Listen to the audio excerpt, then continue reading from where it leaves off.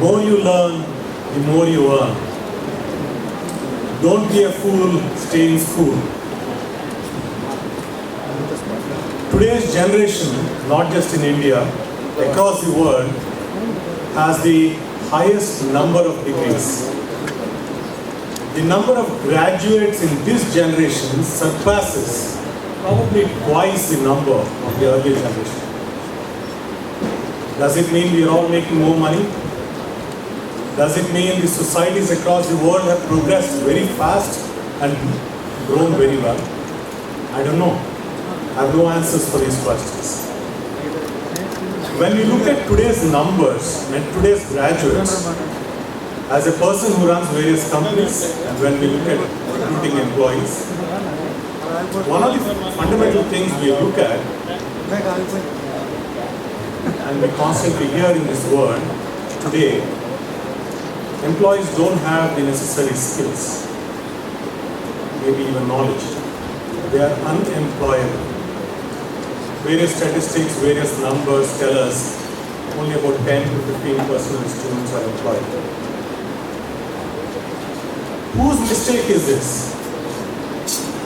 Are the students at fault? Are the institutions at fault? Or is it the government? If it is the question of one institute, one student, or a few students, or few institutes, I would essentially blame them, the students or the institutes.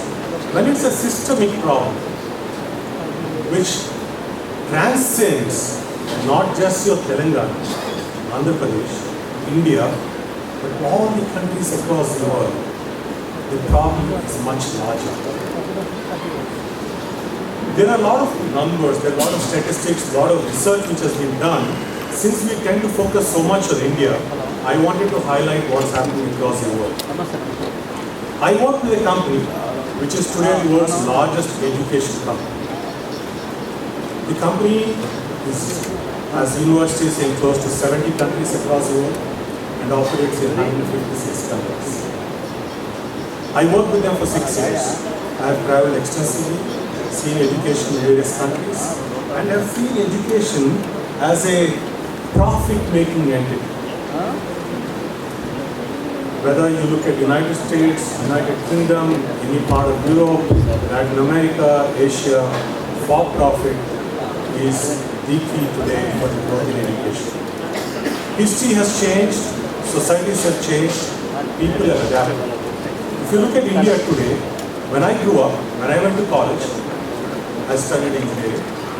I paid probably 400 rupees a year as tuition.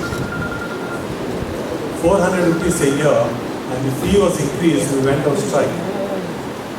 Today, an average middle class family spends close to 50% of the net income on educating 2 children. That is why you see protests in the society. That is why you see parents asking questions. Questions which were never asked before are being asked today. Students are asking, why don't I get a job after graduating? Colleges are not sure. Governments are not sure. What is the new thing that has been done? What have the governments done in the last 20, 30 years? They did exactly what they have done in the last 50, 60 years. There is no change. Maybe they tinker a little bit with the regulatory system. Maybe they tinker a little bit with the fees and curriculum. But beyond that, no fundamental changes are happening. But when you look at the job front, the work front, the companies, the requirements have changed dramatically. I was looking at a research report which came recently in 2016, which essentially talks of 5 or 6 jobs which are most in-demand jobs in the world today. These jobs did not exist 20 years ago. None of us knew they would come. Jobs like big data analyst, ethical hacker, medical chemist, epidemiologist, jobs in demand today. No job description existed 10, 20 years ago. The society and the world has moved faster than the education system. We are stuck. Good, bad, ugly. We are where we are. Now what do we do? To blame the institutions is the easy option for any government. It happens more so in India than other parts of the world. Other parts of the world, questions are increasingly focused on the governments. Who regulates you? Who sets your curriculum? Who defines the parameters in which you are running education? If they don't know what they are doing, and they tell you what to do, and you are doing what they are asking you to do, the result will be the same. Now, coming to faculty, we always talk about we have the best faculty, best quality. Best quality means what? Teaching the same thing in a different way? Or is it about the relevance to the future of this world? If this education which is being taught today has no relevance for the future lives of our students, we as a society lose. I think as people in the system of education, as people who are focused on what needs to be done and constantly working with the next generation, I would sincerely request each of you to try and work on the parameters which need to be defined before even focusing on the regulatory system. Regulations are easy. Many countries have tried different things. For example, in Brazil, when we visited them, they removed all regulation on colleges. Anybody can start a college. The only requirement, every student has to pass an exam, which is conducted by the government. Single exam. You pass that, your degree is done. Now, how you study, where you study, not my concern. I will not regulate how you teach, what you teach, because the teaching systems are changing. I don't need classrooms anymore. Let's learn from other countries. Look at what's happening in Finland. We are talking of open classrooms. We are talking of a system where students of different age groups sit together and learn. Which means there are no physical boundaries. There is no single classroom where they come and talk. The world is going to change. Technology is going to drive a lot of that change. We haven't seen that happen in India yet, but it is coming. It will come.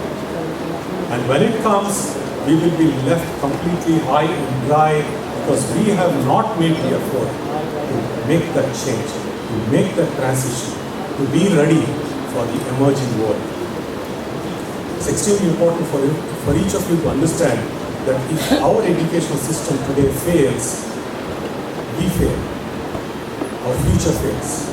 We as a nation have no other place to hide. It is important for you and us to work together and ensure we build better quality, not infrastructure alone, but better quality children. Children who have the ability to think. I'm not speaking of skills. We constantly talk of kids are not ready for jobs. Let me ask you something. If I teach you how to drive a car, will you be able to drive a car? Try doing that with your children. Your system is forcing teachers to teach, but the companies are expecting them to drive cars.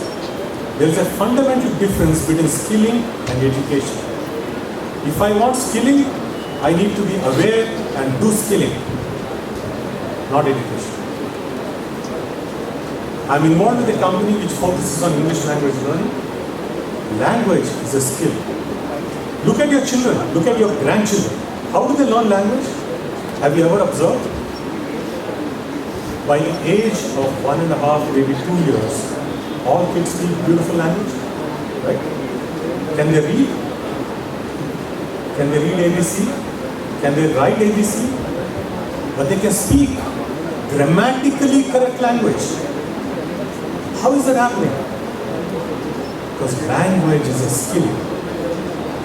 Language cannot be learned by teaching in a classroom. Similarly, when I am talking of skilling, when IT companies are looking at hiring people with certain skills and I'm teaching them, it's not going to work. There's a fundamental difference between what The system is forcing you to teach, and the companies which are looking at recruiting these skills. Today, it is unfortunate that we in India have National Skill Development Corporation, CAS, Andhra Pradesh Skill Development Corporation, but these things should be done within the parameters of the education system in the colleges.